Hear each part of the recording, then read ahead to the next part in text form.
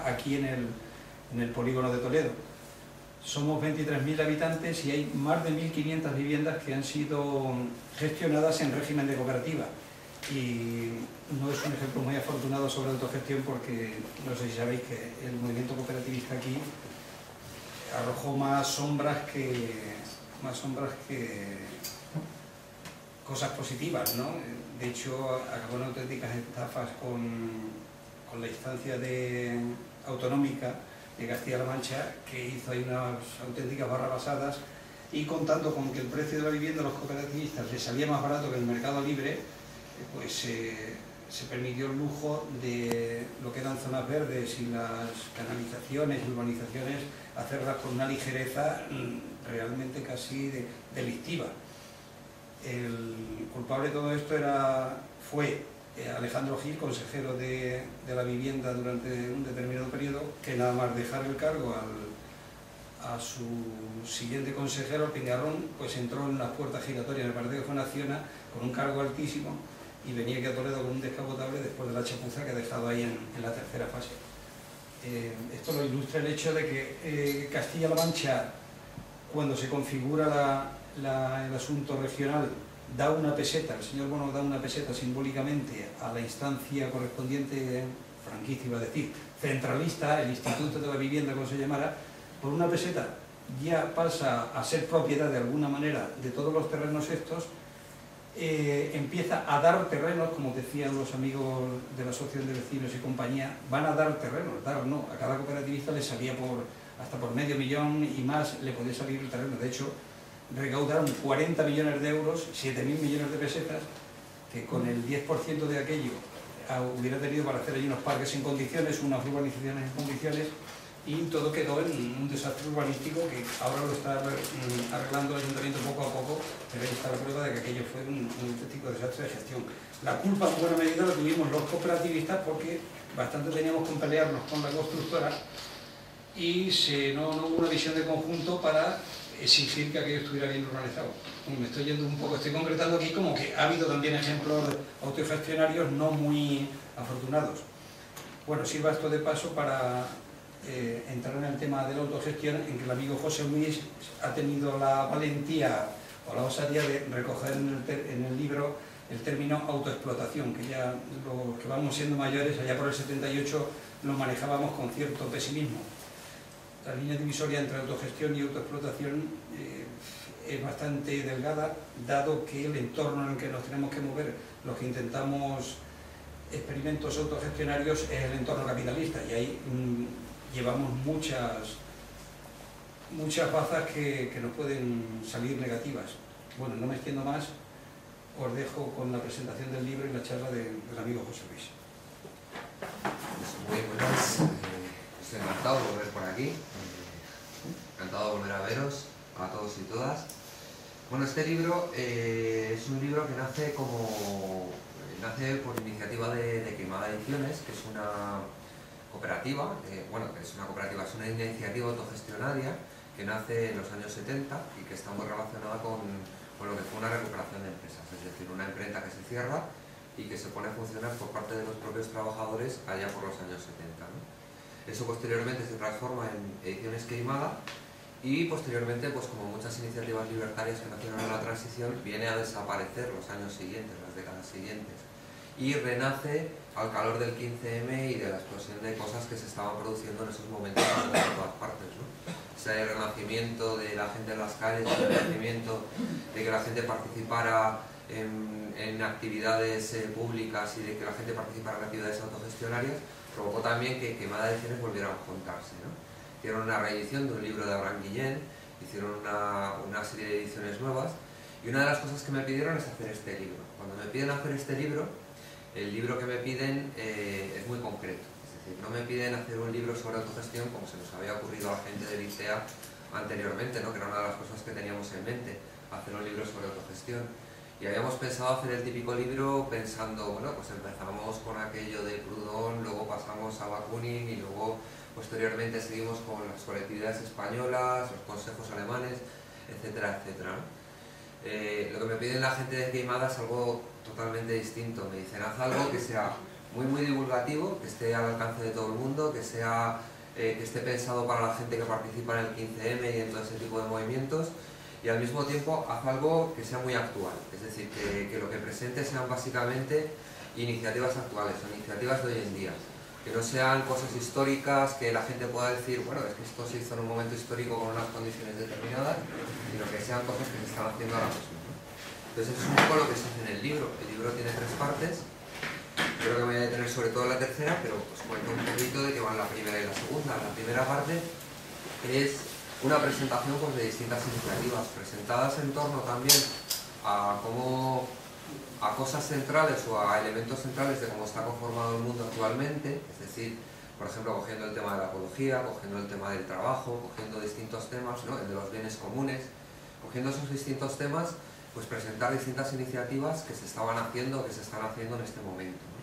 Se supone que de todo el Estado, incluso algunas del extranjero, pero también muy relacionadas, la mayoría con Madrid, ¿no? Se presentan iniciativas como el periódico Diagonal, que supongo que todos y todas conocéis, como el COP57, que es una cooperativa de crédito que permite financiar proyectos de la economía social, etcétera, etcétera, ¿no?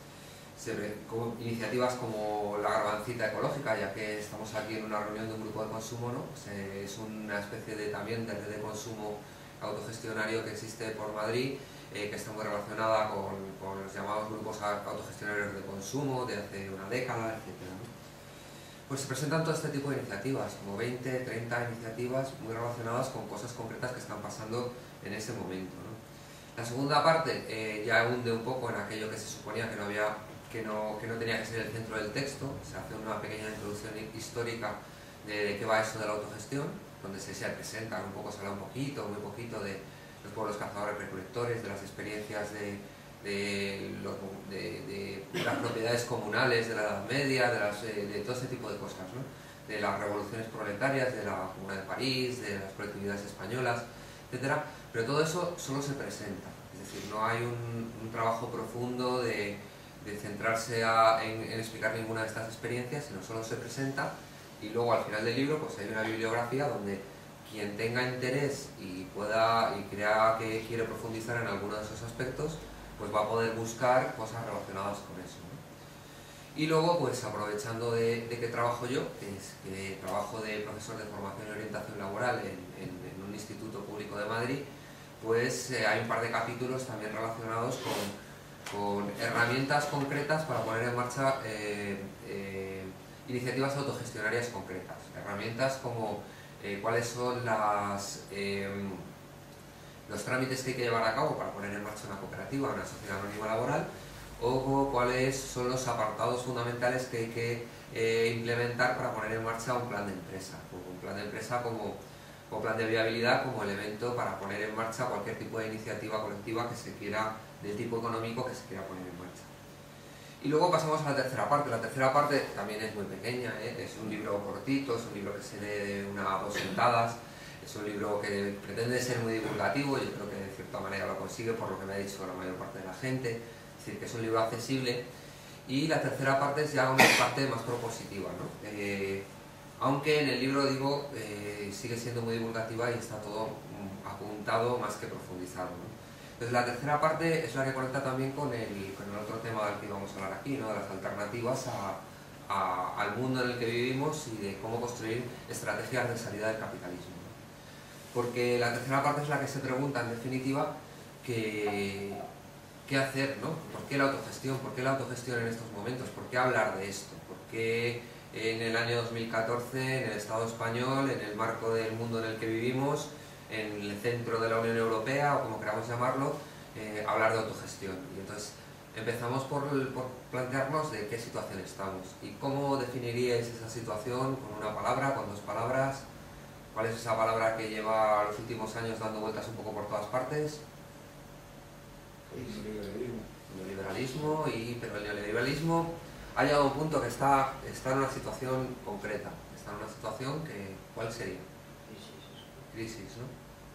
Parece que es una situación de crisis, o sea, es evidente que vivimos en una crisis, pero que además esa situación de crisis es la situación más grave después de la crisis del año 29, incluso probablemente más grave que la propia crisis del año 1929. Es decir, vivimos en una crisis sistémica profunda, que no solo es una crisis financiera, sino que es una crisis también de la economía real, es una crisis también ecológica, es una crisis también cultural incluso, es una crisis que alcanza incluso a cosas casi impensadas, como podría ser hasta la propia estructura militar de Occidente, que no consigue ganar las guerras en las que se mete, consigue empantanar las situaciones y dejarlas sin solución, pero no ganar como se hubiese entendido en décadas anteriores, ¿no?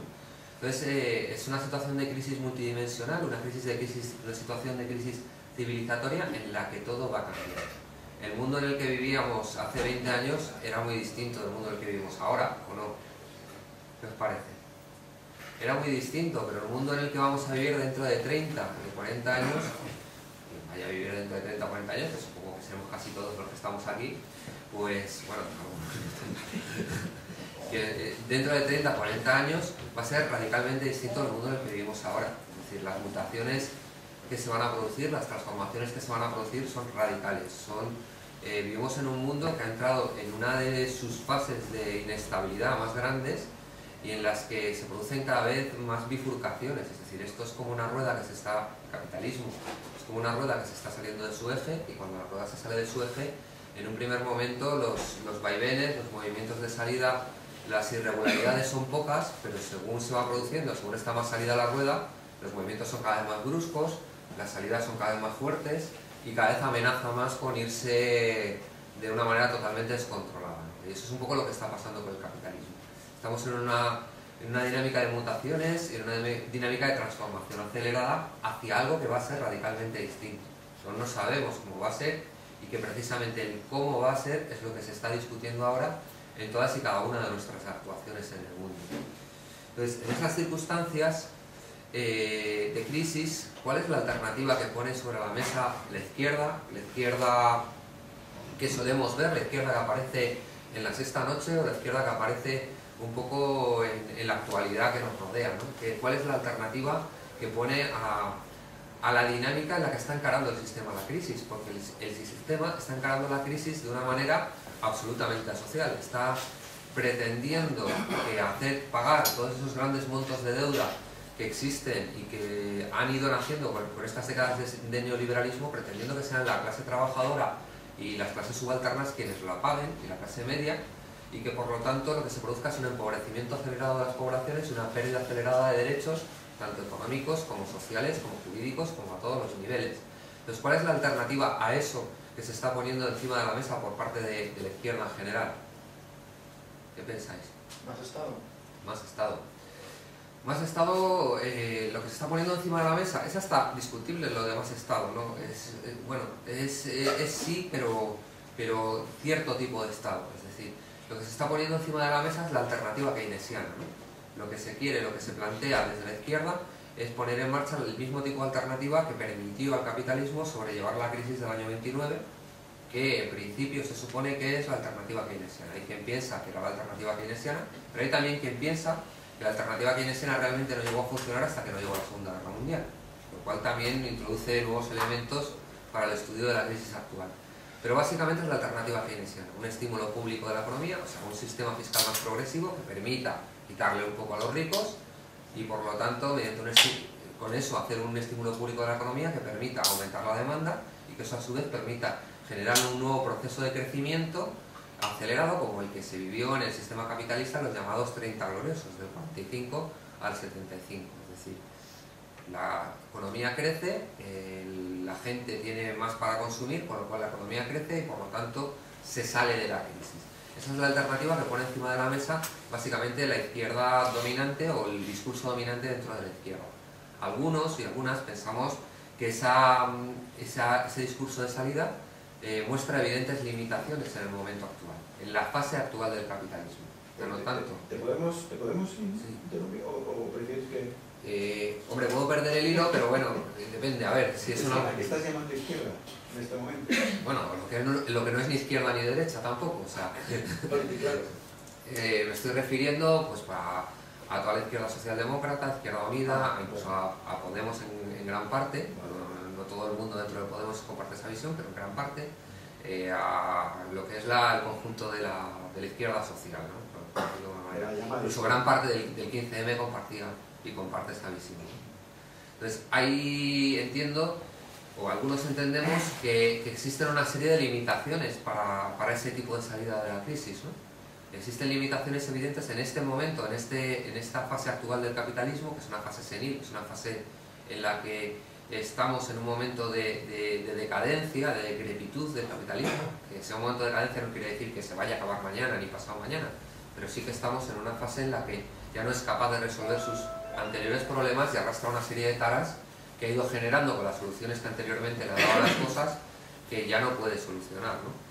Entonces, algunas de estas limitaciones serían, por ejemplo, limitaciones propiamente económicas. Limitaciones propiamente económicas como el hecho de que el neoliberalismo no es como es y no se ha vuelto dominante por la pura avaricia o maldad de los dominantes, o sea, de la clase dominante, sino que es la única salida que encontraron precisamente a la crisis de los años 70. Es decir, esos 30 gloriosos llevaron también a una situación de crisis al capitalismo, llevaron a una situación de fuerza relativa del proletariado, que llevaron a una ofensiva proletaria en torno al año 68 muy fuerte, lo cual llevó a querer descomponer o a intentar descomponer esa ofensiva proletaria por la vía de todos esos procesos conjuntos que conforman el neoliberalismo. La descentralización productiva, de la que hablamos cuando estuve yo aquí hace unos años, la financiarización de la economía, de la que tanto se habla, y otra serie de medidas conexas como pueden ser las privatizaciones, es decir, la acumulación por desposesión permitiendo convertir en negocio privado lo que en principio era accesible para todos los ciudadanos. Pero vamos, que esa crisis, el neoliberalismo, esa dinámica neoliberal no es el producto de que los capitalistas se hayan vuelto locos o de que se hayan vuelto especialmente malos, ni de que sean especialmente tontos, sino que es el producto de las contradicciones internas del capitalismo que llevan como única salida subsistente el capitalismo a adoptar ese tipo de política. En segundo lugar, otro de los grandes elementos que marcan una limitación con respecto a la salida keynesiana es el tema ecológico. Es decir, estamos en unas circunstancias en las que el crecimiento sin fin del sistema, el crecimiento sin fin de la producción en el marco del sistema capitalista, que es absolutamente necesario para que perviva un sistema capitalista tal y como lo conocemos, se está volviendo cada vez más difícil o se está volviendo imposible ante el agotamiento de los recursos finitos del planeta que son necesarios precisamente para alimentar ese crecimiento sin fin. Es decir, se ha alcanzado ya el pico del petróleo convencional, estamos a poco tiempo de alcanzar el pico del resto de formas de energía fósil, etc. Nada, yo creo, estoy de acuerdo en muchas afirmaciones que estás haciendo, pero creo que es el mismo capitalismo también el que se está acomodando a sistemas ecocapitalistas y está buscando unas alternativas que muchas veces nos quieren hacer pensar que es una salida tangencial a lo que vienen a ser sus pautas, pero en realidad lo que están haciendo es convencernos de que como el petróleo se acaba, tenemos que buscar otras fuentes para seguir en la misma rueda. Sí, evidentemente, el intento es ese. Otra cosa es que yo creo que la contradicción ecológica, con ser muy importante, no es la principal. Es decir, hay gente que plantea que es la principal, pero yo creo que es perfectamente posible, quizá no un sistema capitalista, tal y como lo comprendemos, pero sí un sistema basado en la explotación humana y en la jerarquía, pero estacionario económicamente. Es decir, esto es perfectamente pensable. Otra cosa es que sea posible estabilizarlo, ¿no? Eso lo podríamos discutir después, pero es perfectamente pensable, y esa es la alternativa en la que probablemente están pensando los think tanks del sistema. Es decir, cómo construir una especie de sistema tributario, de cómo transformar el capitalismo en una especie de sistema tributario que permita mantener a la élite como élite, pero que al mismo tiempo permita adaptarse a un planeta finito, ¿no? Yo creo que es una de las grandes cosas que tienen ellos sobre la mesa de cómo hacerlo. Pero bueno, volviendo a lo que íbamos, decíamos, hay más contradicciones. Otra de las contradicciones propiamente sociocultural o sociológica, que es que cuando se plantea la salida keynesiana, pues normalmente lo que se dice es que existe en cosas como un capitalismo productivo bueno, un capitalismo financiero malo, ¿no? Sería el capitalismo productivo bueno que puede repartir, puede generar un crecimiento y un desarrollo ecológicamente sustentable, pero al mismo tiempo un crecimiento, frente a un capitalismo financiero que es voraz, que es etcétera, etcétera. Yo creo que esa realidad no está tan clara hoy en día. O sea, cuando se hace, por ejemplo, la nacionalización de la General Motors, al principio de la crisis, porque está en plena situación de quiebra, se descubre entre las cuentas de la General Motors que ese gigante productivo, paradigma de lo productivo, porque lo que hace es producir coches, se supone, ¿no?, la General Motors, pues la mayor parte de su facturación y sus beneficios ya no los obtenía de producir coches, sino de jugar con derivados, de hacer operaciones financieras, etcétera, etcétera. Es decir, que todo está mucho más entrelazado y imbricado de lo que pensamos. Ya no existe ese capitalista bueno que tiene una fábrica y que por lo tanto da trabajo frente al broker de la bolsa que hace cosas que no tienen nada que ver con el trabajo de la gente, sino que todo está muy interrelacionado y es muy difícil realmente poner en marcha esa salida keynesiana en términos realmente operativos, ¿no? Lo que se hace es medio ponerla en marcha, que es un poco lo que se hace en algunos países de América Latina, entonces a lo mejor se profundiza más en transformaciones más radicales, pero medio ponerla en marcha sin llegar a ponerla en marcha del todo, ¿no?, que es un poco lo que pasa. Por eso yo pienso que la salida keynesiana muestra una serie de evidentes limitaciones a medio o largo plazo, es decir, no es posible un nuevo ciclo de acumulación como el de los 30 gloriosos, porque se enfrentaría a los límites ecológicos y porque es realmente muy difícil de implementar en la situación actual de equilibrio de fuerzas entre los distintos actores sociales. Entonces, tenemos esa perspectiva y, por lo tanto, decimos, si la salida keynesiana puede ser una herramienta, puede ser una caja de herramientas, más que una herramienta, una caja de herramientas de la que se pueden sacar cosas que pueden ser imprescindibles para solventar necesidades urgentes en el momento actual, pero no puede ser una salida a medio o largo plazo, ¿cuál es la salida que se debería de implementar o qué es lo que deberíamos plantear como alternativa a esa ofensiva generalizada de los elementos o de las fuerzas del sistema? Pues desde algunas perspectivas entendemos que la alternativa que se tiene que plantear es básicamente ese mismo tipo de alternativa que está planteando la gente. O sea, no se trata de inventarse nada que salga de una mente preclara ni de algo nacido de las más profundas, no sé, inmensidades del ser, sino planteando aquello que realmente plantea la gente de hecho cuando está saliendo a la calle. Cuando sale a la gente en la calle en Sao Paulo, como cuando sale en Estambul, como cuando sale en Madrid, como cuando sale en todas partes. ¿Qué es en definitiva lo que está pidiendo la gente? ¿Qué es lo que reclama la gente? ¿Qué pensáis? ¿Qué reclama la gente? En general. Pues un techo, comida y lo que sé. Sí, pero no solo un techo, comida. O sea, la gente está bailando con una idea que lleva saltando de cabeza en cabeza por lo menos 200 años.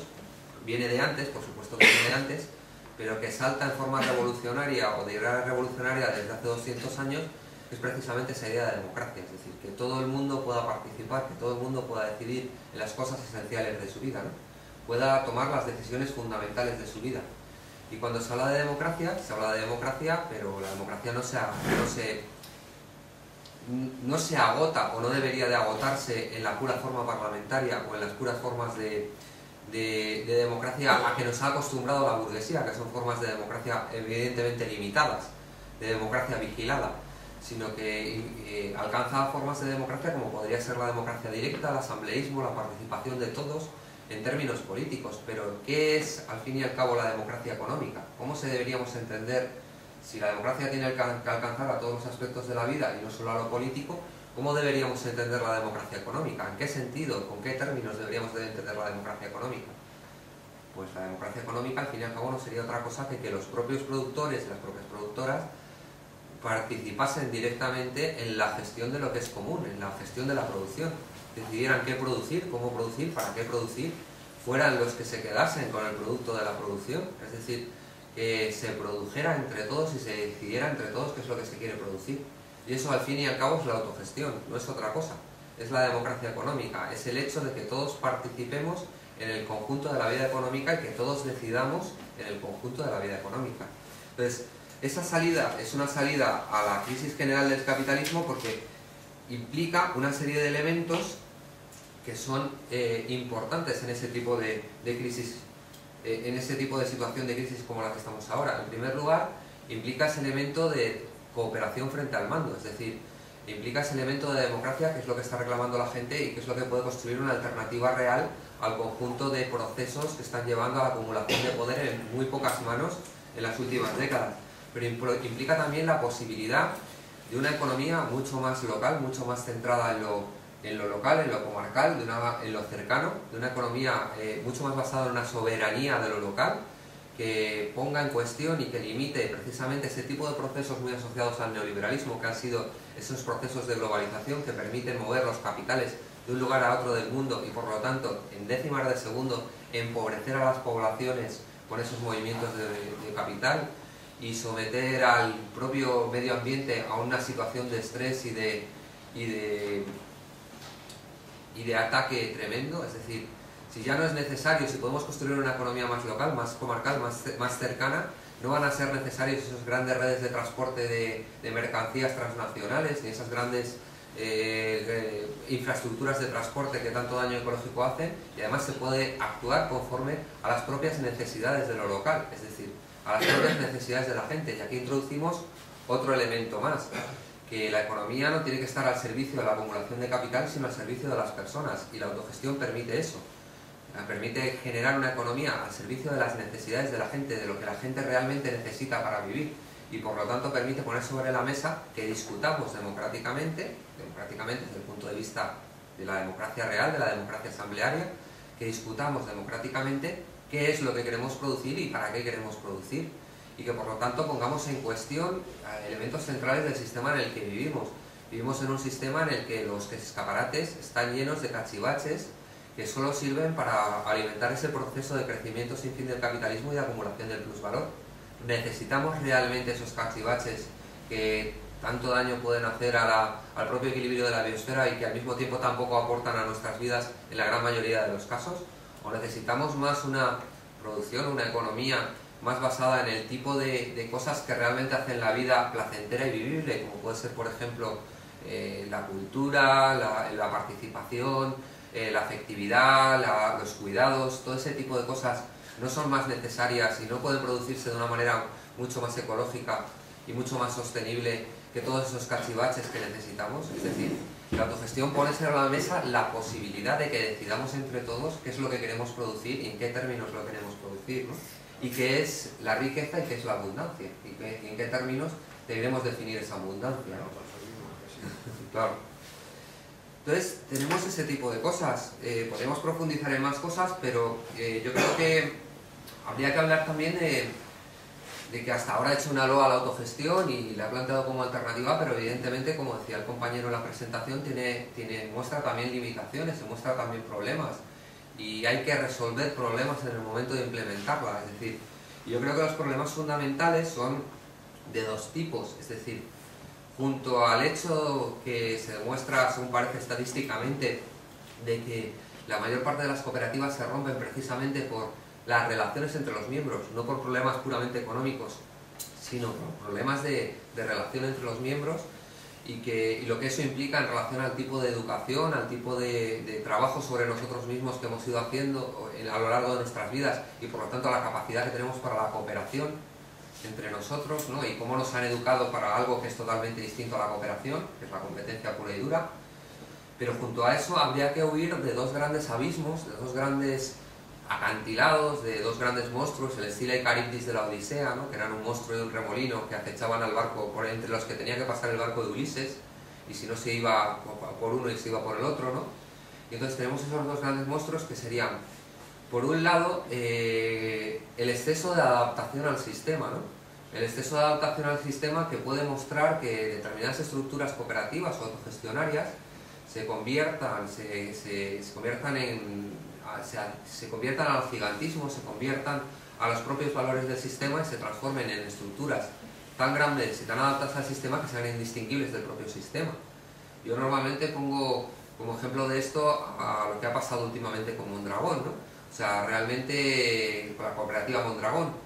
Mondragón es la cooperativa más grande de España, probablemente una de las cooperativas más grandes del mundo. Cuando tú te vas por ahí por el mundo, la gente lo que te dice de la autogestión en España, ya los que conocen lo de la guerra civil pues son unos poquitos, pero la mayoría lo que dicen es oh, Mondragón, Mondragón, ¿no? De España o del Estado español.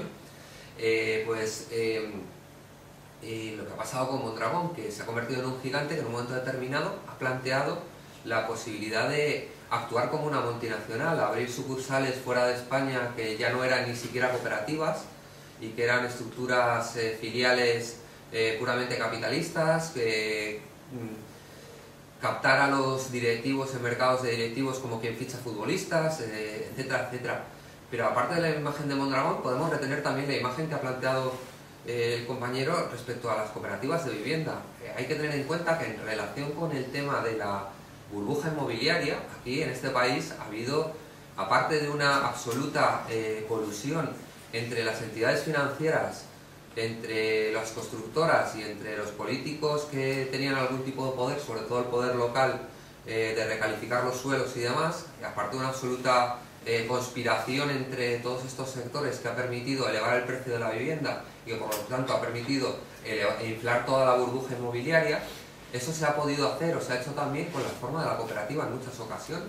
Es decir, muchas veces las cooperativas no eran tanto cooperativas en el sentido de gente que se juntaba a montar conjuntamente o a construir conjuntamente su vivienda, sino que eran constructores vivos que utilizaban esa forma social precisamente como pantalla para luego poder actuar como medio constructores piratas muchas veces, ¿no?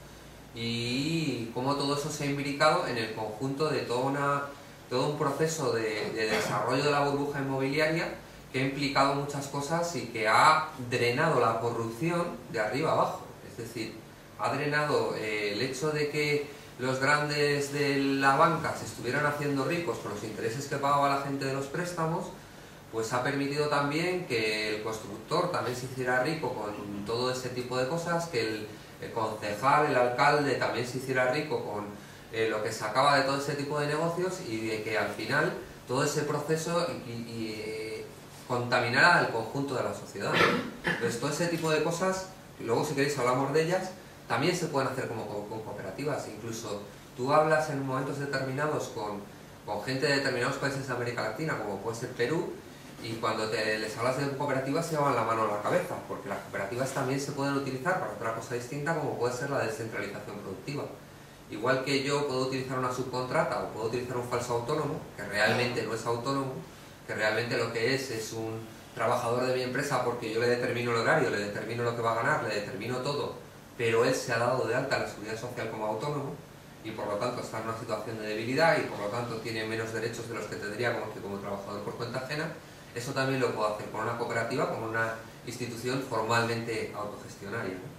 Entonces uno de los problemas sería ese exceso de adaptación al sistema y otro de los problemas sería precisamente lo contrario, ese juego que a veces se da precisamente en nuestros medios de que las cosas que hagamos tiendan a la marginalidad más absoluta, esa idea de autogestionar la miseria.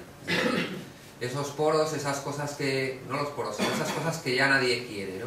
Ya no le valen ni al sistema se dedicaría a privatizarlas porque no dan ningún tipo de beneficio, ni siquiera se puede vivir de ellas, ¿no? Pero siempre hay alguien que se monta el rollete y que, bueno, pues que intenta sobrevivir de una manera absolutamente marginal, de una manera que no resulta en disputar ningún tipo de espacio económico real y de una manera que intenta solucionar un problema individual, pero que realmente no lleva a más que a que esa persona viva en unas situaciones de marginalidad tremenda muchas veces, ¿no? Entonces yo creo que ese es un problema también, es decir, que no tenemos que quedarnos en la pura autogestión de la miseria, sino que tenemos que construir estructuras que sean capaces o elementos que sean capaces de disputar los espacios de la economía general y de disputar las situaciones generales y de poner en cuestión quién tiene el poder en el conjunto de la sociedad. Bueno, pues hasta aquí esto. Yo creo que podríamos seguir con muchas cosas y lo primero voy a poner sobre la mesa tres cuestiones que a veces en algunos sitios resultan polémicas, en otros no tanto, que son las cuestiones relativas a, en primer lugar, el tema de la intercooperación.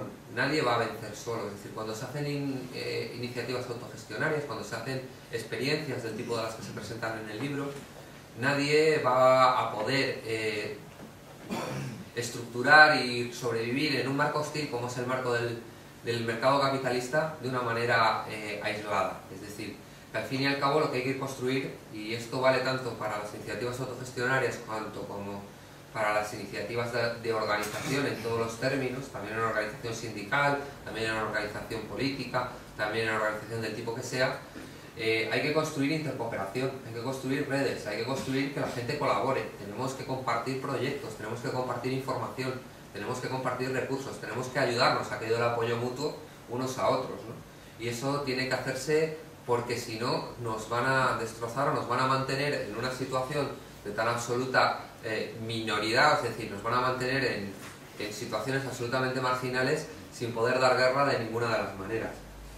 El segundo de los elementos, junto a este elemento de la intercooperación que podría plantear, es un elemento que es el que resulta normalmente más polémico, que es el elemento de qué hacemos con los bienes comunes, o cómo nos planteamos el tema de los bienes comunes, o si son necesarios los bienes comunes, ¿no? Hay un estudio del Consejo Económico y Social que plantea qué pasaría con la seguridad social, qué está pasando ya, porque ya es un estudio de hace un año, una cosa así, que habla de qué pasaría con la seguridad social conforme al aplicarse la última reforma de seguridad social que se ha aprobado. Entonces se dice que del año 2016 al 2019 se perderán en términos de prestaciones públicas de seguridad social a las personas que las tienen reconocidas o que las podrían tener reconocidas en torno a 5.000 millones de euros al año. Es decir, podemos desde ahora mismo, con nuestras perspectivas autogestionarias, con nuestras iniciativas y proyectos que tenemos vivos, solventar ese problema, porque sobre todo tengamos en cuenta que la gente que está en la situación de pedir una prestación de seguridad social no es tampoco la gente más bollante de la sociedad. Es decir, es gente que tiene algún tipo de problema, es una jubilación, es una viudedad, es una situación de este tipo. ¿Podemos nosotros solventarles el problema con nuestras iniciativas autogestionarias en los próximos 3 años? ¿Qué pensáis? No, es evidente que no. Eso pone sobre la mesa la cuestión de qué hacer con los servicios públicos. Es decir, todos sabemos que los servicios públicos están en manos del Estado y que el Estado, al fin y al cabo, es un aparato que sirve para perpetuar el poder de una clase determinada sobre la población, de una clase social determinada sobre la población. Pero al mismo tiempo es un aparato que está sometido a enfrentamientos internos, cuya misma esencia está en cuestión perpetuamente, es decir, que siempre está en discusión hasta qué punto responde, y es esencial que va a responder hasta qué punto responde a esos intereses de clase determinados de la clase dirigente. Es decir, es evidente que va a responder a esos intereses, pero no lo hace del todo, es decir, siempre está en cuestión hasta qué punto, ¿no? Entonces tenemos un montón de recursos que están en manos del Estado, que hemos construido entre todos y todas, que son el producto de nuestro trabajo, y eso tenemos que tenerlo claro, son el producto de nuestro trabajo y los hemos acumulado entre todos y todas, y lo que tenemos que hacer es, por lo tanto, asegurarnos de que en una situación de transición hacia un proceso de socialización y colectivización completa de la economía, esos recursos que están en manos del Estado se utilicen para el conjunto de las clases populares, es decir, se utilicen para solventar ese tipo de necesidades. Y además, abriendo un proceso de transición en el que pongamos en cuestión la misma arquitectura de esos servicios públicos, es decir, que podamos iniciar un proceso de transformación que transforme los servicios públicos estatales en bienes comunes, en bienes autogestionados, en bienes colectivizados, en la que se abran las posibilidades para que la propia ciudadanía y los propios trabajadores y los propios usuarios participen en la gestión y en la dirección de todos esos, transformando los servicios públicos en bienes comunes. Y yo sé que esto puede ser polémico. Y el tercero de los elementos es que, obviamente, todo esto viene muy relacionado también, a veces planteamos o ponemos sobre la mesa un modelo de construcción de una sociedad autogestionaria que implica algo así como una transformación puramente evolutiva, en la que las distintas iniciativas autogestionarias se van a ir extendiendo como una mancha de aceite y como resultan más competitivas, ya sea en términos económicos o en términos puramente vivenciales, como resultan más competitivas, van a ir desalojando a las empresas capitalistas y todo el mundo por convencimiento se va a transformar a la economía social y a la economía autogestionaria, y por lo tanto vamos a alcanzar una especie de transformación social sin ningún tipo de cuello de botella, sin ningún tipo de conflicto. Yo creo que eso es irreal y que eso no puede ser así.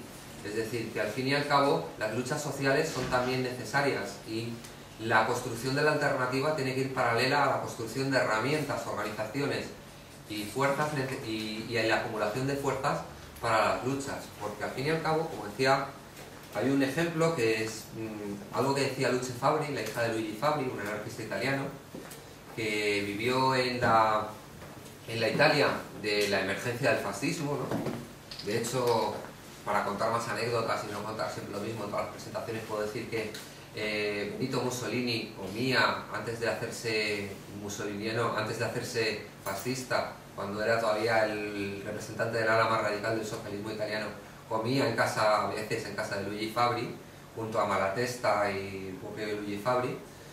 Pues decía Luce Fabbri que una de las cosas que habían favorecido la emergencia del fascismo en su ciudad era precisamente que el movimiento radical, el movimiento socialista, el movimiento obrero, había construido en esa ciudad una red de cooperativas, de iniciativas autogestionarias tan fuertes que los propios pequeños comerciantes, los propios pequeños tenderos de la localidad habían entendido aquello como una competencia y habían pensado que el fascismo era una manera fácil y directa de eliminar esa competencia, ¿no? Y que por lo tanto habían tendido muchas veces a eso precisamente por eso.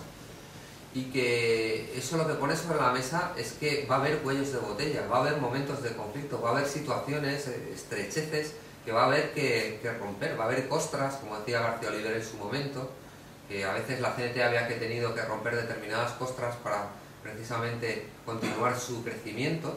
Pues va a haber esos momentos de conflicto en los que la organización de las luchas va a ser absolutamente imprescindible, que no basta solo con construir un nuevo mundo en la retaguardia, sino que hay que estar también en el frente, abriendo los espacios para que ese nuevo mundo se pueda extender, ¿no? Pero vamos, todo esto es algo que no es algo que me he inventado yo, ni que se inventó Kropotkin, ni Proudhon, ni Michael Albert, no es algo que se haya inventado nadie, esto es algo que se está construyendo efectivamente, es una realidad material que es a la que recurre la gente cuando se ven las situaciones de crisis brutal como la que estamos viviendo. En el año 2001 en Argentina, esto estuvo aquí Ruggeri y os lo contó, ¿no? ¿Estuvisteis todos con Ruggeri? Pues no sé, no os puedo contar yo mucho más que él. En el año 2001 en Argentina, ante la situación de colapso social que había, miles de trabajadores tomaron sus fábricas que iban a ser cerradas por parte de los empresarios y las pusieron a trabajar autogestionadamente. Actualmente en Argentina hay más de 10.000 personas trabajando en lo que se llaman empresas recuperadas, que no son ni siquiera las cooperativas, o sea, son cooperativas que provienen de empresas que fueron recuperadas por los trabajadores porque iban a ser cerradas por los empresarios. Más de 10.000 trabajadores en cerca de 200 empresas, pero eso no solo ha pasado en Argentina, en América Latina ha sido una cosa hasta cierto punto común. Existen también fábricas recuperadas en Brasil, en Paraguay, en Venezuela, un poco en todas partes, hay también en Grecia, en Francia, en Italia. Yo en febrero de este mismo año se celebró en Marsella un encuentro de fábricas recuperadas europeas donde fueron Biome, una fábrica griega de detergentes ecológicos, que era una fábrica de materiales para la construcción, pero que se ha reconvertido precisamente después de la colectivización por parte de los trabajadores en una fábrica de detergentes ecológicos. Estuvieron la gente de Fragip, que es una fábrica francesa de cajas y envoltorios para el té, que han conseguido, tras una dura lucha, tras ocupar la fábrica que la multinacional francesa de la que dependían, que era Unilever, les dé una buena cantidad de millones de euros para empezar a funcionar como cooperativa. Estuvieron una serie de iniciativas italianas que conforman espacios donde se han construido pues, mecanismos, por ejemplo, de coworking, de distintas iniciativas de emprendimiento autogestionario en locales de empresas que han sido colectivizadas, etcétera, etcétera. Es decir, que todo esto no es el invento de un tipo o de dos, o es el producto de algo que viene en un libro, sino que es una realidad que está encima de la mesa y que la gente está haciendo, y que es la única alternativa posible y vivible quizá a la auténtica dinámica de descomposición social, de degradación social a la que nos quiere condenar la clase dirigente. La clase dirigente quiere eso que decías tú, quiere alcanzar un nuevo equilibrio, porque sabe que estamos en una fase de absoluto desequilibrio, de descomposición de lo que había. Había un equilibrio inestable, pero había un equilibrio determinado. Ese equilibrio es lo que llamábamos capitalismo, ¿no? Se había construido en un momento determinado, estaba siempre en cuestión, como lo están todos los sistemas sociales, pero había alcanzado una cierta fase de equilibrio. Esa fase de equilibrio se ha perdido. Entonces, en ese proceso de pérdida del equilibrio, de descomposición, de aparición de fenómenos de caos, de grandes sucesos que van sucediéndose uno tras otro, lo que pretende la clase dirigente es llegar a un nuevo equilibrio, que es un nuevo equilibrio que no puede ser exactamente igual que lo que había, que ellos mismos saben que no puede ser exactamente igual, que a lo mejor implica transformaciones profundas y esenciales que lleven a que aquello ya no sea capitalismo pero sí otra cosa, pero que aunque existan esas transformaciones esenciales, la apuesta que ellos hacen es que ellos sigan en el poder y sigan en el poder de una manera incluso más profunda, de una manera incluso hayan concentrado mayor poder, ¿no? Es decir, vamos a construir un sistema social equilibrado, sostenible ecológicamente, pero donde esta gente sea nuestros esclavos, es decir, de una manera u otra. Y eso es al fin y al cabo por lo que están apostando. Yo creo que la única salida a eso, la alternativa que tenemos que plantear a eso, es precisamente recoger el guante de nuestros abuelos, de nuestros bisabuelos, de nuestros padres, poner sobre la mesa ese proyecto que viene de la Revolución Francesa, viene de antes, pero emergió, explotó en el marco de la Revolución Francesa, que posteriormente alimentó el resto de revoluciones proletarias por el conjunto de los siglos siguientes, y poner sobre la mesa ese proyecto, realimentarlo, reformarlo, reconstruirlo conforme a la realidad actual que vivimos y plantear como centro, como base esencial de ese proyecto, lo que es su base esencial, que es que todos decidamos, que haya tanto una democracia en el sentido político, pero una democracia real, es decir, que no se construya tanto en torno a mecanismos de representación o de delegación, o a mecanismos que permiten que sean los ricos los que acaben eligiendo sus representantes y comprando a los representantes, sino que haya una democracia política real, basada en la asamblea, basada en la decisión conjunta y cooperativa, una democracia económica basada en la autogestión, en que sean los propios productores los que construyan, los que decidan qué se produce, para qué se produce, que decidamos que no seamos nosotros el juguete de la economía, del proceso de acumulación de plusvalor, que no seamos nosotros, porque lo que pasa con el capitalismo es que nosotros producimos las cosas, producimos la riqueza, producimos el mundo en el que vivimos, pero el mundo se nos presenta frente a nosotros como un gigante del que nosotros somos el objeto. No sé si entendéis lo que quiero decir. Esto es lo que se llama el fetichismo, es decir, nosotros producimos el mundo, pero sin embargo, ante nuestros propios ojos, como estamos explotados, como estamos subordinados al poder de otros, el mundo no nos aparece como nuestro producto que podemos cambiar y que podemos racionalizar, sino que nos aparece como algo impuesto del cual somos nosotros el producto.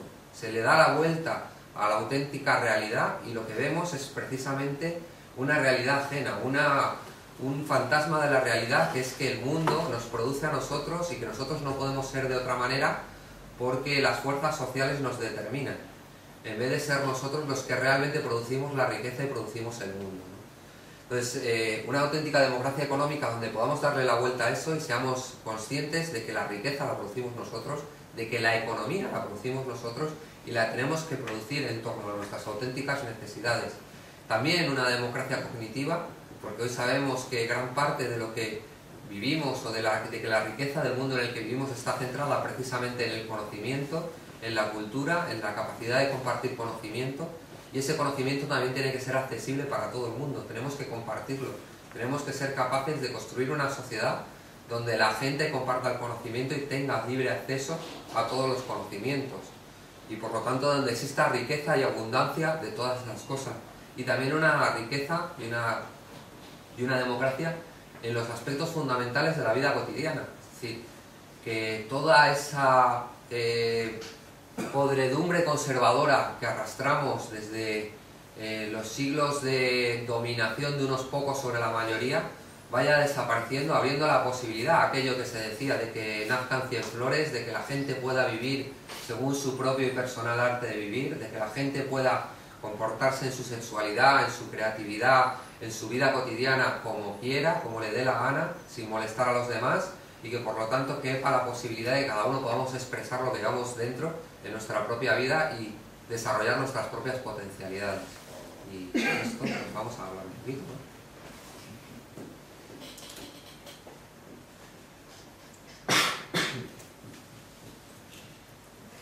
Por lo tanto, no se producirán cuellos de botella, como decía, sino están producidos ya constantemente, ¿no? Claro, lo que estamos es ante un gigantesco cuello de botella. Estamos en una situación en la que... Por lo tanto hay que combatir en todo momento, no llegará momentos, el momento está ya. Yo creo que has dicho una palabra que es clave desde mi punto de vista, y es el de la marginalidad. Porque en relación con lo que tú mismo estás diciendo, es que estamos en una situación de marginalidad absoluta. No solamente lo estamos, sino que todo el planteamiento final que has hecho, que es fantástico y que es ideal y que ojalá pudieran ir las cosas por ahí, creo que van justo por el lado contrario. Es decir, cuestiones como, por ejemplo, la propuesta esta, que se vaya en secreto del TTIP, del Tratado de Libre Comercio entre Estados Unidos y Europa, que ni Dios sabe lo que es, pero que nos van a zumbar por todos lados, porque ese va a ser el marco real que nos va a determinar, las transacciones de transacción de los bienes en el futuro, y nos va a relegar a ser esclavos, pero ya, vamos, se acabó la soberanía no individual, sino la soberanía local.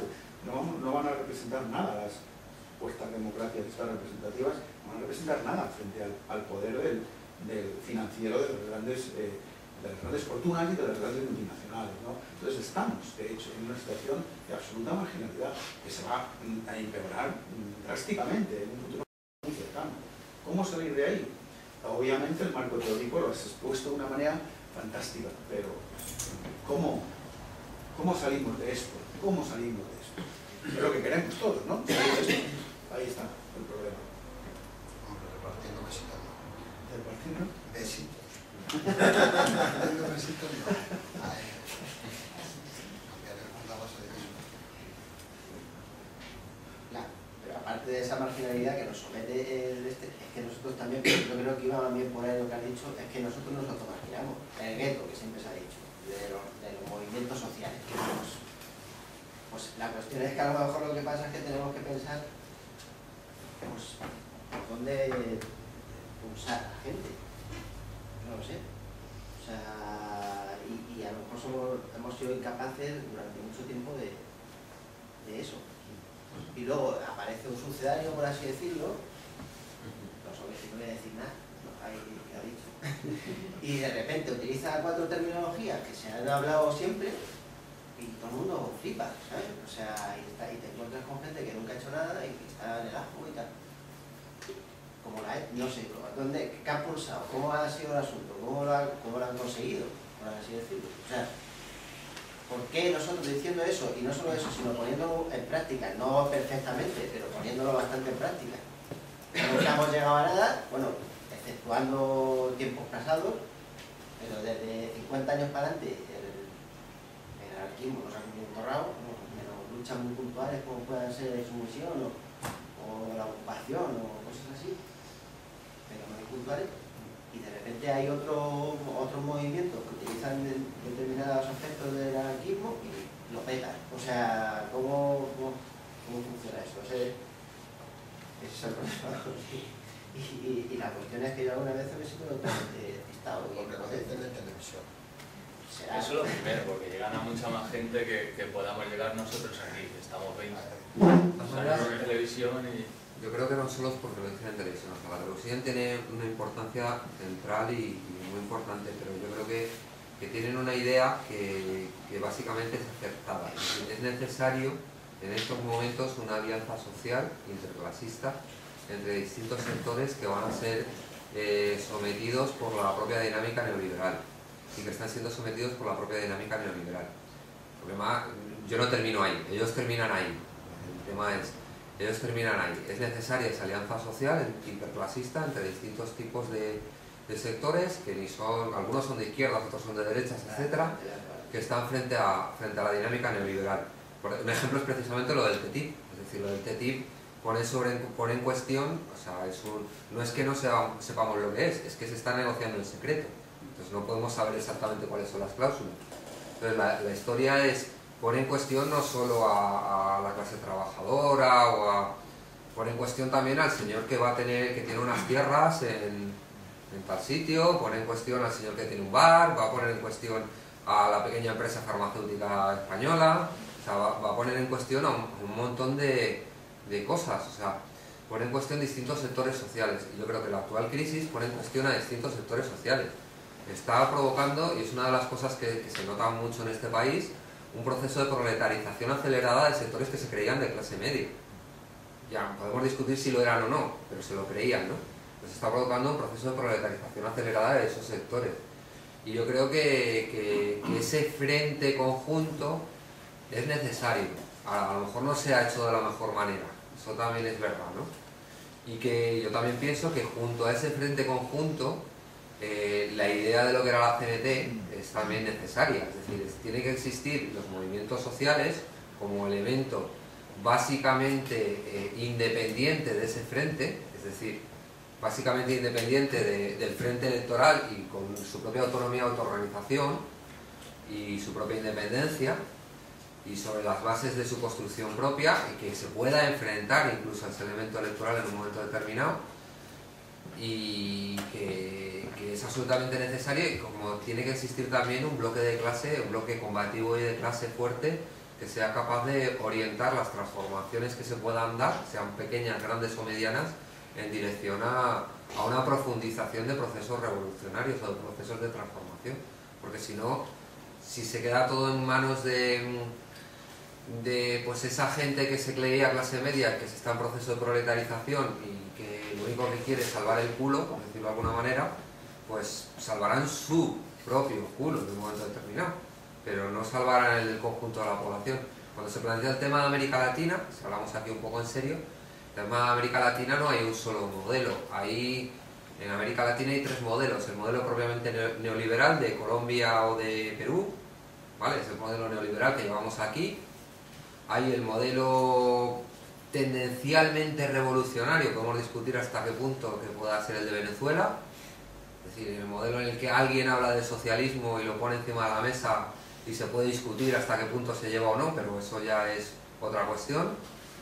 Y luego hay el modelo que llaman postneoliberal, que es un modelo que está basado en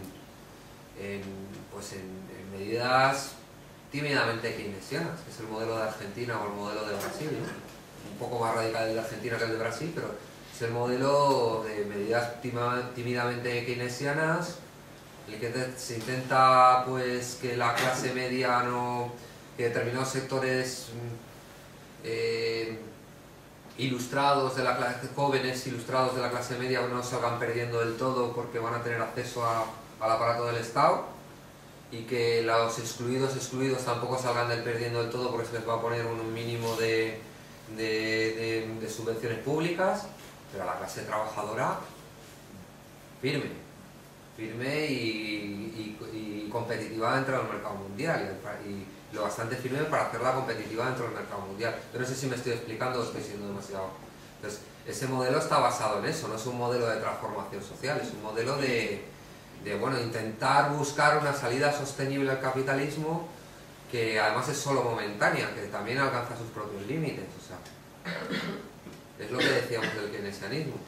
Entonces, ¿qué hacer? Entonces, la pregunta típica, ¿qué hacer? Yo creo que básicamente, pues, cada cual tiene que hacer su propio trabajo. O sea, yo, más allá de plantearme si lo que hace Pablo Iglesias es bueno, malo, regular o tal, yo no me voy a plantear si lo que él hace lo haría mejor otra persona. Lo que yo quiero decir es que lo que tenemos que hacer nosotros es nuestro trabajo. Nuestro trabajo es el trabajo de los movimientos populares de base, es decir, el trabajo de construir autoorganización, ¿no? Es el trabajo que nos hemos planteado siempre, y es el trabajo que tenemos que hacer. Construir autoorganización, construir densidad social, hacer que los elementos de la sociedad y de las clases subalternas, sobre todo, sean cada vez más fuertes, estén más estructurados, tengan espacios donde confluir, tengan organizaciones fuertes, tengan estructuras que les permitan superar los momentos de represión, porque los momentos de represión también existen, y tenemos que ser capaces de superar esas estructuras y utilizar todo eso para generar conciencia. Tenemos que llegar a la población, que es lo que no hacemos, ¿no? Tenemos que conseguir llegar a la población, porque lo jodido de la transformación que nosotros queremos, que es distinta de la que quiere Pablo Iglesias, o distinta de la que al fin y al cabo va a conseguir Pablo Iglesias, La transformación que nosotros queremos es distinta, implica necesariamente un aumento de la conciencia de la gente. A nosotros no nos basta con que venga un día la gente a la manifestación, ni nos basta con que un día la gente meta un papel en una urna. Para que lo nuestro funcione, o para que la alternativa que nosotros planteamos funcione, para que funcione esa alternativa de transformación social que se está planteando como salida, lo necesario es que la gente sea consciente y participe de verdad, no tampoco haciendo un voto por internet un día que le dicen, ¿no? Sino que participe de verdad. Entonces, para eso hay que hacer muchísima pedagogía. Y a la hora de la pedagogía, el movimiento libertario tiene también una gran experiencia en todo lo, históricamente, quizá no tanto ahora, pero históricamente, en todo lo relativo con la pedagogía. Y en la pedagogía, como planteaba Paulo Freire, que no era libertario, pero que es perfectamente asumible desde una perspectiva libertaria, hay que huir de dos grandes, también volvemos aquí de nuevo a los dos grandes estilo y caritis, ¿no? Hay que huir de los dos grandes elementos, que uno es hacer un poco lo que estoy haciendo yo ahora mismo, de soltarle el rollo a la gente, es decir, la de la clase magistral, yo suelto mi rollo, que es lo que solemos hacer con la gente cuando nos dirigimos a los sectores populares. Nosotros llegamos y compañeros, camaradas, no sé qué, tal, hasta aquí, tal, y compañeros, la CNT en el 36 dijo, y nosotros repetimos el panfleto y tal, ¿no? Entonces subir un poco de eso, que la gente le entra por un oído y le sale por el otro, y hasta se pone de uñas, pero huir tampoco también de hacer otra cosa que también hemos hecho en el 15M mucho y que tampoco lleva a ninguna parte, que es darle la razón a la gente en todo. O sea, tú tampoco puedes adular a la gente por adularla, ¿no? Decir, venga, que salga todo lo que tiene que salir, decid lo que queráis y hacemos todo lo que salga y yo no digo nada. No, hacemos lo que salga, pero yo voy a decir lo que tengo que decir, ¿no? Y lo que tenemos que hacer es problematizar, poner en cuestión ese conocimiento difuso que tiene la gente, ese sentido común, que algunos quieren utilizar ese sentido común precisamente como ancla para tomar el poder. Pues nosotros, si queremos construir movimientos de base de verdad, no tenemos que adular el sentido común, lo que tenemos que hacer es problematizarlo, hacer que se transforme en conocimiento real, en conciencia real, transformando la nuestra por el camino, que nosotros tampoco es que somos los que sabemos y les vamos a enseñar, sino que en ese proceso aprendemos todos, ¿no? Entonces, yo creo que esos son procesos esenciales. Y ponen en cuestión muchas más cosas, ¿no? Pero vamos a seguir, ¿no? O sea, también me parece difícil, ¿no? Lo de llegar a la gente, como tú comentabas, es algo que es complicadísimo, ¿no? Entonces aquí, pues eso, aquí viene la gente de la CNT y no viene nadie de fuera. Yo. Sí. Bueno, yo también soy de fuera, claro, pero que la gente de fuera de los colectivos que organizan las cosas es muy jodido que vayan a las cosas. Y eso es... Porque no hay una educación en el sentido crítico, es decir, es que es fundamental el que en las escuelas, en los colegios, en la universidad se forme a la gente en el sentido crítico, para que se tomen las cosas y la dialéctica, o sea, que se enfrenten unas cosas con otras y realmente uno pues decida apostar por aquella idea por la que realmente cree. Es que eso no es así. Y no es así, en parte creo yo, porque el sistema de organización de la vida que llevamos, el sistema de organización del trabajo, nos lo impide. La alienación tan tremenda, es decir, la gente se levanta por la mañana a currar y cuando vuelve a su casa ya no le importa, ya no quiere ni sentido crítico ni nada. Lo que quiere es tumbarse la bartola y esperar que llegue el día siguiente, pues ya hecha polvo. Y claro, en ese contexto es muy difícil, exige una tarea de muchísima lucha el fomentar el sentido crítico para que se pueda participar en estas cosas y para que se pueda decidir lo que uno realmente quiere, ¿no? Es complicado, muy complicado. Yo creo también que se analiza también la situación. Muchas veces dices que no sé qué hacer para que vengan tal, lo vemos como entes pasivos que ni sienten ni piensan ni nada, en vez de verlos como personas que piensan de una manera diferente a nosotros. Y muchas veces parece que queremos verlo como si consistiera en tocar la tecla adecuada, como una terapia de estas que salen en una película, donde el psicólogo le dice una cosa que dejó de un montón, le rompe a llorar y entonces cambia. Ya se solucionó todo y queremos decir una cosa, hacer una cosa concreta y que eso suceda. Yo creo que el problema es que hablamos de autogestión pero de parcelas muy pequeñitas de la vida, cuando la autogestión debería ser global. Tiene que ser autogestión del ocio, autogestión del consumo, de la producción, autogestión de la producción cultural. El problema es que al final tú aquí hablas de cosas que dices, sí, muy bien, pero yo lo que quiero en realidad es seguir siendo el consumidor que era para poder seguir creando las fórmulas que yo entendía para conseguir un estatus social y así será vivir la vida. Eso tú no se lo puedes dar, a no ser que tú cambies la manera que tiene esa persona de ser alguien en la vida, de sentirse bien consigo mismo. Y eso lo ha aprendido en una sociedad capitalista que le tiene muy bien enseñado para eso, porque todo su alrededor es capitalista, y todo su alrededor le recuerda que muy bien, lo que tú quieras, tú puedes pensar como tú quieras, pero con un BMW mejor, y con una casa grande mejor. Y hay muy poca gente que salga de eso, y no porque la gente que se sentía muy bien teniendo una casa grande y un BMW, ahora no cambia. Porque ya no se lo pueda comprar, ya no cambia, sigue queriéndolo tener. Y la mayoría de la gente, yo creo, aunque ha habido un cambio social, busca por las necesidades, pero la mayoría de la gente, cuando tiene ese tipo de necesidades, en realidad lo que quiere es que le toque la lotería. No quiere... Y una solución más fácil de aceptar es no que me toque la lotería, pero que venga alguien a resolverme la papeleta y me diga, esto es lo que quieres o este mundo es el que quieres, yo te lo traigo. Que también es un problema que tenemos nosotros. Este es el mundo que quieres, cúrratelo. Que no es lo mismo, claro, el mensaje nuestro es distinto. La autoorganización no es que lo organizo yo, las autoorganizaciones nos lo organizamos entre todos. Tú tienes que trabajar también. Y claro, es que en el momento en el que tú te das cuenta de manera consciente de el mundo que quieres, del mundo que no quieres y del mundo que quieres, eso no te va a hacer que tú dejes de querer las cosas que querías. Porque eso ya está en un plano más profundo, emocional y tal, y no lo puedes cambiar, no es tan inmediato. Y nosotros, si no trabajamos ahí, si nosotros no producimos eso, si al final lo que quiere, yo que soy un chaval de 20 años, es salir, beber por ahí, y ir a una discoteca y ligarse a una tía, eso es lo que hay. Y si la gente no abarca más allá, su manera de pensar no va más allá, y nosotros no podemos producir entornos sociales que hagan que vayamos más allá, es imposible que cambie. Pero también es porque no tienen alternativa, yo creo, ¿no? Claro. O sea, si un chaval no puede ir a ningún sitio que no sea emborracharse, pues no va a ir a ningún sitio. Pues ahí es lo que hablo yo de la autoorganización del ocio. Claro, eso es lo que tendríamos tendríamos que intentar crear alternativas, ¿no? Hombre, hay que empezar cambiando un poco también las mentalidades, ¿no? Porque antes decíamos, ¿qué es lo que quiere? Empezabas tú cuando empezabas a hablar, ¿qué es lo que quiere las personas? ¿Qué es lo que queremos? No me acuerdo qué has dicho. Yo creo que a día de hoy lo que realmente quiere la gente, yo lo que pienso, es seguir siendo un esclavo del trabajo para poder trabajar asalariadamente. Le toca el apoyo a la gente por parte de quien esté trabajando, simplemente quieres trabajar para seguir comprando. Es lo que decía Mario, ¿no? Trabajas para comprar.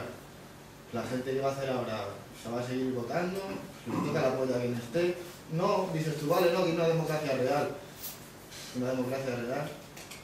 Una democracia real lo que dice Mario. Yo pienso que seamos nosotros todos los que decidamos un poco, no tener a dos cabezas que sean las que decidan por ti, ¿no?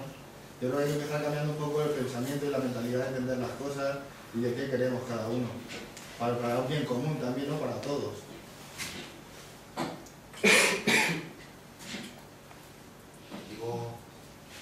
Vale, yo creo que sí, que básicamente el trabajo de transformación no solo tiene que haber un discurso económico, tiene que haber un discurso político, tiene que haber también un discurso sobre lo que se quiere en la vida. Tiene que haber una puesta en cuestión y un proceso de aprendizaje sobre temas ético-estéticos. Al fin y al cabo, la ética remite a la estética, a lo que a uno le gusta. Es decir, la ética y lo que uno decide hacer con su vida remite a lo que a uno le gusta, a lo que uno valora, ¿no? Entonces remite a...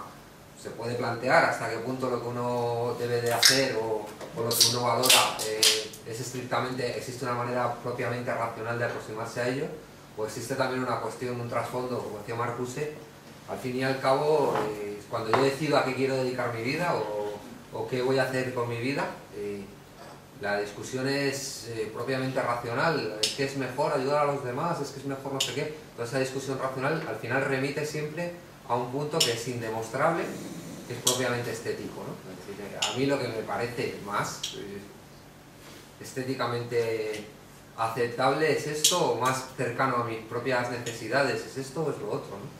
Entonces, y remite por tanto a lo que tú decías, a los sentimientos, o sea, remite a un trasfondo estético y emocional, pero pensar que al fin y al cabo remite a un trasfondo estético y emocional que se ha asociado con determinadas cosas, hemos asociado la abundancia, pues eso, con ligarte a la tía, el coche y irte de vacaciones a Cancún.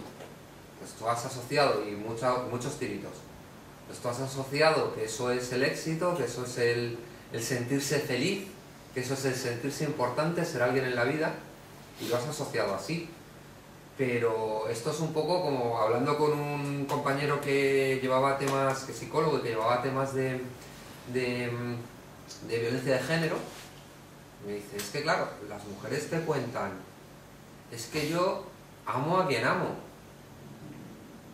Vale, yo amo a quien amo y asocio el amor a esta persona y además a este tipo de persona, porque muchas veces se repite. O sea, a este tipo de persona que es precisamente la persona fuerte, agresiva, no sé qué. Dice, pero es que independientemente de eso, también hay que educar los sentimientos. Sí, que también ponemos muchas veces eso como excusa para hacer lo que todos. Pero también hay que educar los sentimientos, es decir, en ese proceso de aprendizaje que hablábamos, de pedagogía, de toma de conciencia, no solo es una toma de conciencia de aspectos puramente teóricos o de aspectos puramente, no sé cómo decirlo, ¿no? El aprendizaje que uno hace sobre sí mismo en ese proceso de toma de conciencia no es solo que se aprende el capital, o que aprende el concepto tal, o que aprende los libros de Bakunin, también están los sentimientos puestos en cuestión, ¿no? Lo que uno considera, lo que uno valora, lo que uno considera importante, lo que uno considera que puede ser el centro de su vida o importante para su vida, ¿no? Todo eso está también puesto en cuestión. ¿Y cómo se hace ese proceso, no? ¿Hay que primero cambiar las mentalidades para luego cambiar el mundo? Yo creo que no. Yo creo que son procesos que se alimentan, que se retroalimentan mutuamente y si no, no sucede.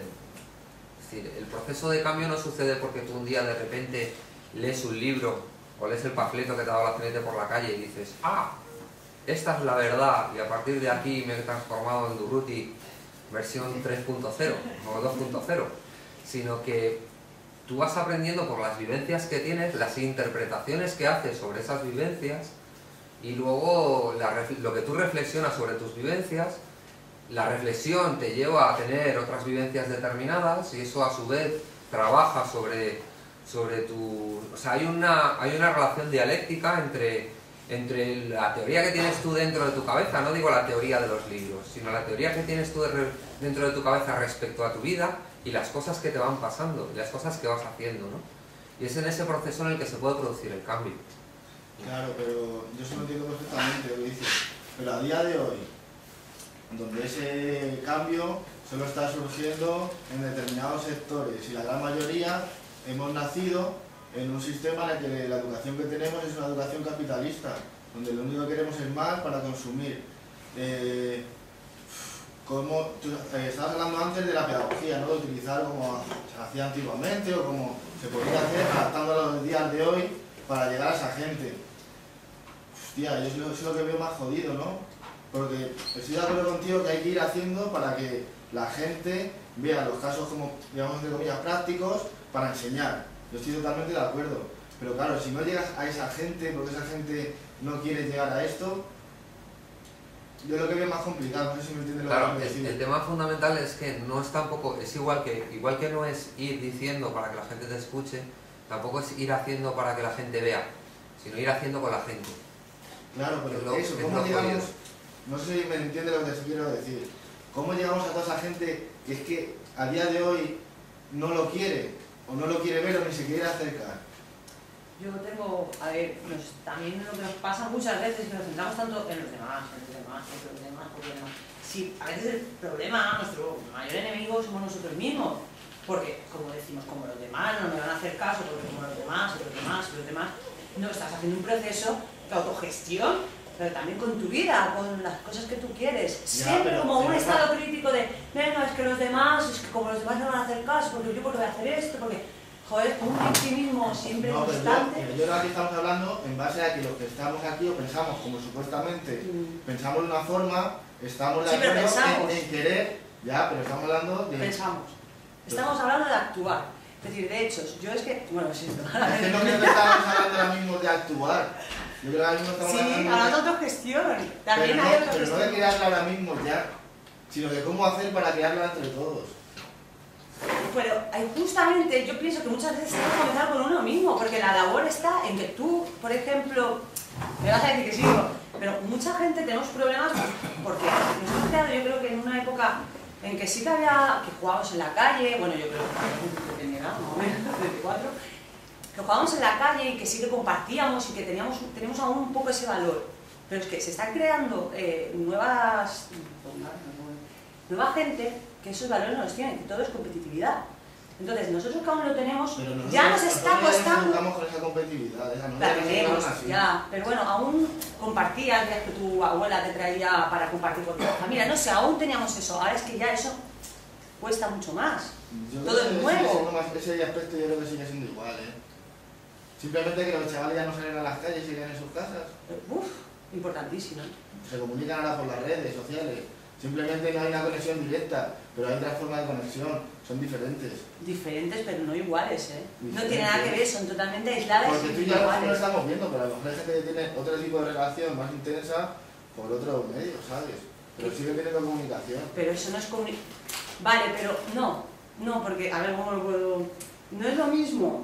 No es lo mismo, no es lo mismo. No es lo mismo. No, si estás con niños, tú sabes que no es lo mismo, lo notas en sus valores, en que no van a ayudar al compañero y le dicen, tú dejas un bote de tijeras, cada uno se coge la suya, ¿sabes? Y quizá tú en otra época habían 4 tijeras y cada uno, ¿sabes? Se espabilaba y la compartía, o, ¿me explico? No se ven esos valores. Se van perdiendo. No nos vamos, porque eso es lo importante, esa es la base. Es decir, si tú no sabes cooperar, que es lo que estaba comentando que era uno de los temas, si tú no sabes cooperar o... Es decir, estás un ratito, vale, muy bien, es decir, por la red, sí, muy bien, yo en mi casa, tú en la tuya, pero si tú necesitas algo y yo no te voy a ayudar, eso, si eso lo has perdido, ¿de qué estamos hablando? ¿Pero por qué no te van a ayudar?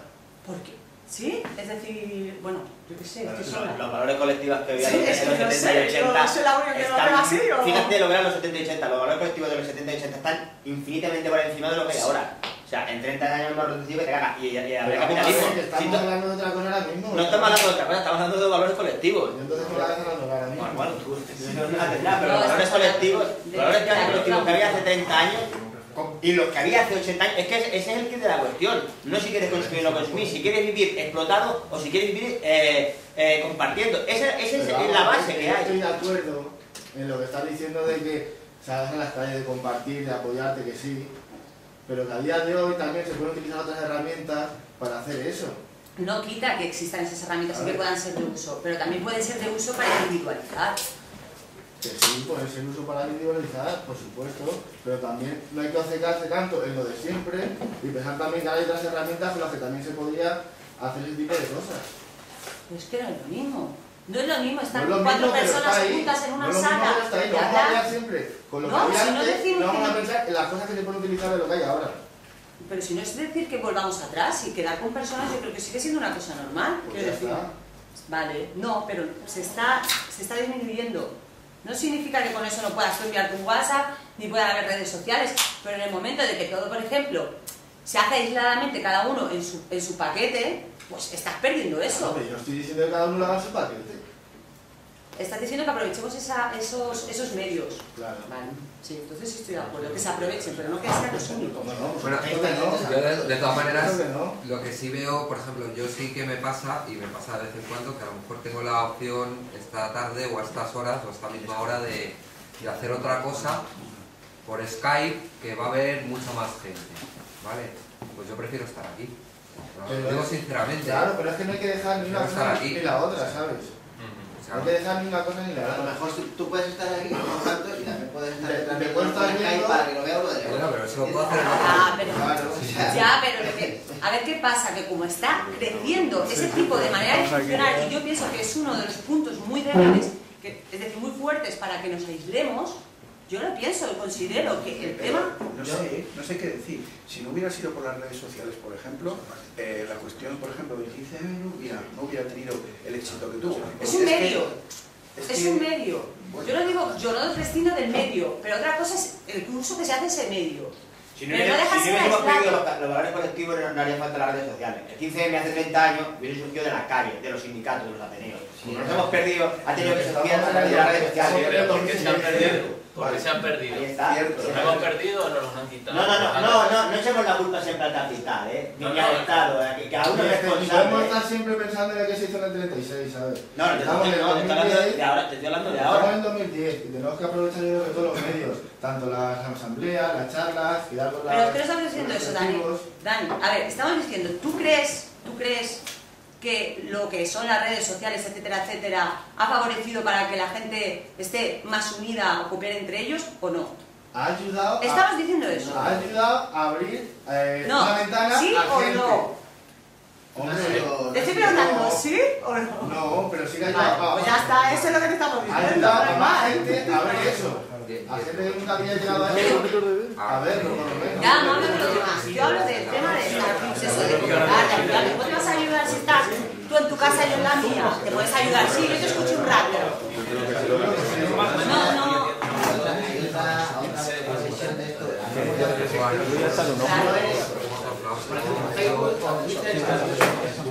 No, pero hay otro tipo de medios tecnológicos que sí que claro, sí, vale. Si no tiene que ver, repito, es que no estamos diciendo eso. Puede ser un instrumento autogestionario. ¿A ti parece que las redes sociales no te gustan? ¿Estás en una red social? Claro que estoy, la utilizo constantemente, vaya tela, si es que no estoy diciendo eso, repito. ¿Qué no me gusta y por qué termina haciendo cosas que no me gustan?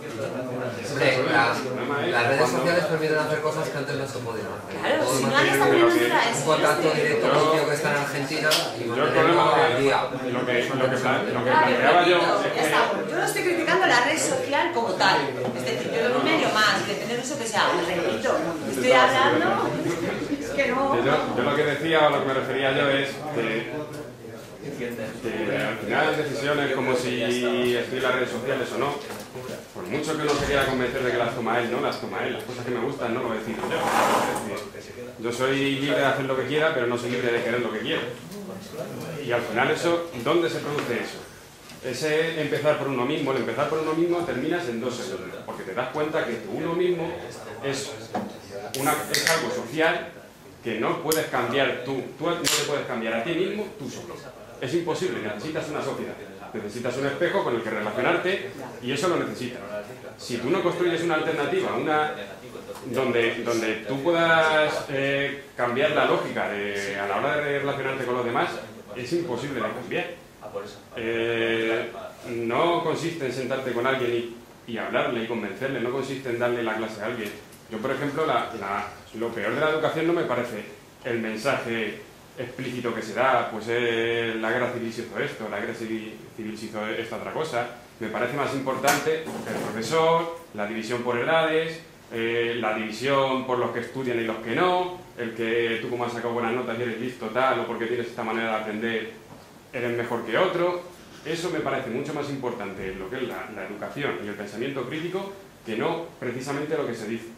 O el hecho de que se hagan las cosas por exámenes y que la gente no pueda consultar sus dudas, sino que esto es el saber universal que tú tienes que aprender porque no es cuestionable, ni ese tipo de cosas me parece más importante. Y ese tipo de... Si nosotros no creamos alternativas a eso, la persona que va a demandar ser libre no existe. De todas maneras, yo no estoy de acuerdo tanto en una epistemología tan posmoderna. Es decir, al final tú eliges. Dentro de los mensajes que hay en la sociedad, pero tú eliges. Ahí está. Sí. Pero claro, es verdad que tú no puedes inventarte algo que no tiene nada que ver con el mundo en el que vives.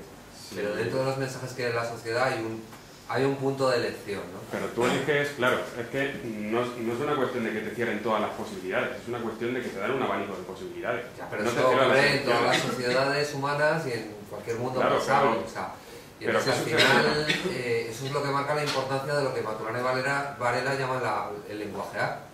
Es decir, parece que es una chorrada hablar de las cosas, Pero el hablar también es un hacer, porque pone encima de la mesa cosas, ¿no? No, Sí, claro, pero no. claro, Pero no. si yo hablo de algo como el anarquismo, pues resulta que al final eso suena por ahí, la gente lo repite y se acaba convirtiendo en una alternativa que yo puedo elegir. Pero si no lo hago, desde luego no se convierte en una alternativa que pueda elegir. Claro, pero si tú por ahí una persona que se acerca al anarquismo de manera individual, si tú te acercas de manera individual y por ejemplo no existe la CNT, ¿en qué parte tan pequeñita de tu vida se queda eso? Si no tienes manera de desarrollarlo. Pues en otras organizaciones horizontales En otras, anarquistas que no sean CNT, no, digo yo, vamos, lo ponía como ejemplo. Esa o otra que tú, o si tuvieras coraje suficiente, la podrías crear tú y conoces a gente afín, pero si en el fondo tú te ves solo con una serie de ideas, si tú no tienes la manera de desarrollar como tú quieres ser, ¿de qué te sirve? ¿O cómo lo haces? Al final necesitas crear entornos sociales. Un sitio donde posibilitar las cosas que quieres hacer. Y al existir ese entorno social, mucha gente tiene la fuerza de crearlo, sí, pero la mayoría no. Si tú tienes la posibilidad de llegar a un entorno social donde con las nuevas lógicas que tú has adquirido funciona y tú te puedes sentir alguien, por decirlo así, de esa nueva manera de ser alguien, eso tira para adelante. Si no, terminas cediendo o terminas por ahí deprimido o... Tienes que construir un entorno social. Al final tienes que vivir en algún sitio. Y si quieres vivir de otra manera, tienes que vivir de otra manera con gente que quiere vivir de otra manera. A ver, hay dos cosas que hay que poner encima de la mesa. Primero, tú tienes que construir entornos sociales, es verdad, pero alguien tiene que tomar la iniciativa. Al final, alguien tiene que hacer la apuesta, tirar los dados, en plan nietzscheano. O sea, tiene que hacer una tirada de dados. Y tú haces una tirada de dados con tu vida. Quieras o no, haces una elección dentro de lo que marca la sociedad y haces no una, sino todos los días estás haciendo una elección de qué es lo que quieres hacer con tu vida. En cada momento estás haciendo elecciones que marcan lo que quieres hacer con tu vida. Y eso es una tirada de dados, te puede salir bien o mal. Y hay que poner sobre la mesa una realidad, que ahora se habla mucho de vamos a ganar y qué importante es ganar, y yo no quiero relacionarme con toda esa gente que perdió tantas veces, pero que los rojos o negros han perdido más veces que han ganado. Eso es una realidad, o sea, que no nos vamos a convertir en Mr. Universo y nos vamos a ligar a todas las chicas y nos vamos a convertir en millonarios por ser revolucionarios. Para los revolucionarios, lo que ha dado el mundo en el que vivimos son cárceles, sufrimiento, soledad y algunas victorias. Entonces, que eso también hay que tenerlo presente y que lo que pasa es que cuando tú eliges eso, también eliges eso. Si eliges, haces tu elección y en esa elección eliges también lo que viene de malo, es decir, y la haces porque consideras que lo otro vale más la pena. Y en eso entra lo de educar también el sentimiento, ¿no? Al fin y al cabo, no sé, es que no... implica más cosas que simplemente decir tenemos que construir un mundo donde lo nuestro sea presentable, ¿no? Y sea competitivo, en términos de sentirme uno bien, ¿no? De sentirme uno bien y de sentirse comprendido y de sentirse halagado. Es verdad, y eso también lo hacían los abuelos, y por eso tenemos los cuadros de Durruti y un señor que aparece por ahí con unas barbas y no sé qué. Pues que esa era una forma también de pagarles, quieras que no, el haber estado ahí, ¿no? Quieras que no, porque no se les podía pagar en billetes y no hubiesen querido a lo mejor tampoco que se les pagaran billetes, pero era una de esas formas. Entonces al final tú haces una elección y nadie te puede garantizar que haciendo una elección que implica ponerte contra el poder, tú vas a salir ganando. Ahora, te puedo asegurar que haciendo la elección de transformarte en el criado del poder, tampoco se le gana. Es decir, que al final es una elección estética de decir, yo es que quiero estar aquí haciendo lo que a ellos les dé la gana. A lo mejor me dan... Tampoco me voy a ligar a todas las chicas así, o sea, es que no, es que eso le pasa a uno, ¿entendéis? O sea, no le pasa a uno, a dos, no era eso lo que yo decía, sino precisamente lo contrario, que no sea eso precisamente lo que es importante. Lo que digo al final es ¿Cómo viene la gente? ¿Cómo viene la gente aquí? Como dices, ¿cómo viene la gente aquí? ¿Cómo quiere la gente esto? Porque en el fondo es que si la gente no viene aquí es que no se entera, que tal cual, pero es que la mayoría de la gente tampoco quiere esto. Tampoco quiere el mundo que queremos nosotros. Pero lo estáis explicando los dos muy bien, es que lo estáis vendiendo de una manera tan marginal como que somos unos mártires por venir aquí, esto no trae nada bueno, nada más que la cárcel y perder y tal. Esto no llama a la gente, claro. O lo vendemos de otra manera, o quién va a venir aquí. Pero es que precisamente yo digo lo contrario. Es que no vamos a ir mercado, no es una oferta. Quizás tenemos que entender que la gente no es cómplice. El día que a lo mejor el anarquismo entienda que una parte importante de la población es tan cómplice como los que mandan, a lo mejor nos damos cuenta de que no tenemos que libertar a nadie, porque tampoco nadie nos ha mandado que libertemos a nadie. Quizás lo que tenemos que hacer es decir, vamos a vivir como nosotros pensamos, vale, y el resto veremos a ver para eso por lo menos vamos a liberarnos nosotros. Efectivamente, pero para eso hay que hacer cosas concretas. Hemos venido aquí a una cosa en concreto, que es la autogestión de tal, pero ya nos hemos puesto a divagar y de aquí no nos vamos, ¿sabes? En vez de concretar y decir, tenemos un proyecto, ¿cómo lo hacemos, tal? Nos ponemos a divagar, a ver cómo convencemos a los demás. A lo mejor lo primero que tenemos que hacer es nosotros, centrarnos en nosotros, en nuestros proyectos, sacarlos para adelante y luego la gente nos ve y dice, oye, ¿sabes? Creamos una alternativa. Nuestra alternativa. Si le gusta, nuestra, y a quien le guste y esté de acuerdo, pues que venga, y a quien no, esto es libre. Yo creo que eso es lo que hicieron los anarquistas en el 36, aunque no se puede hablar de los anarquistas en el 36, parece ser, pero sí se puede hablar. Sí se puede hablar de ellos. Y no tenemos que dejar nunca de hablar de ellos, porque ha sido el movimiento revolucionario más importante de la historia. Convencieron a mucha gente porque tiraron para adelante.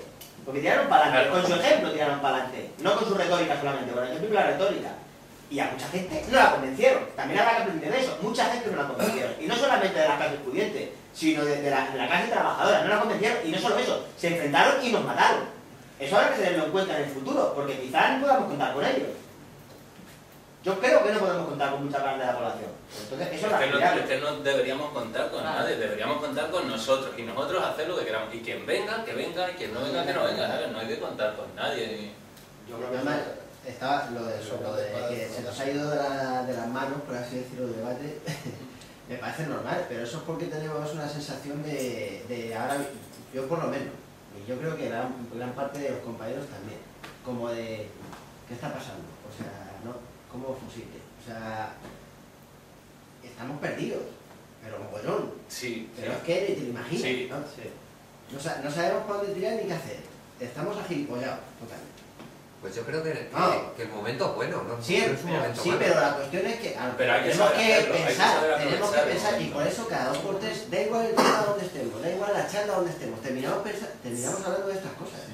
Últimamente no, pero eso es cultural, no es el momento actual. Ha habido un pequeño paréntesis en el que no ha sido así, pero es cultural y es algo que nos han metido de toda la vida. Es decir, ese pensamiento de la derrota continuo ha formado parte del ADN de la izquierda radical desde la caída del muro e incluso desde antes. O sea, es algo que nos han metido como que